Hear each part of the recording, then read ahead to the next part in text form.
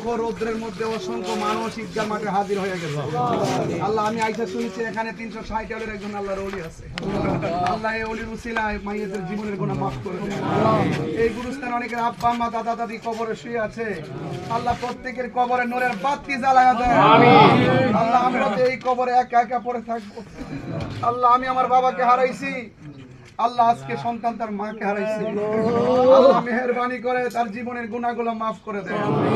আল্লাহ আমাদের সবার মুর্দা কলবকে জিন্দা করে দেন। আল্লাহ আজকে আমরা যেভাবে দাঁড় করাইছেন এইভাবে হাসরের মাঠে নবীর পাকের সাথে আরশের নিচে ছায়া দান করে দেন। আল্লাহ পরিবারের সকলকে ধৈর্য ধারণ করার তৌফিক দেন। বিহুরমাতে সাইয়্যিদুল মুরসালিন ওয়া আলা আলিহি ওয়া আসহাবি আজমাইন। আল্লাহ শেষ ফরিয়াদ করি কবরে নামায় দেওয়ার পর 3টা প্রশ্ন করা হবে, ঈমানের সাথে প্রশ্নের উত্তর দেওয়ার তৌফিক দেন। কবরে জান্নাতের গালিচা পাঠিয়ে দিয়ে নবীর দিদার নসিব করে দিয়ে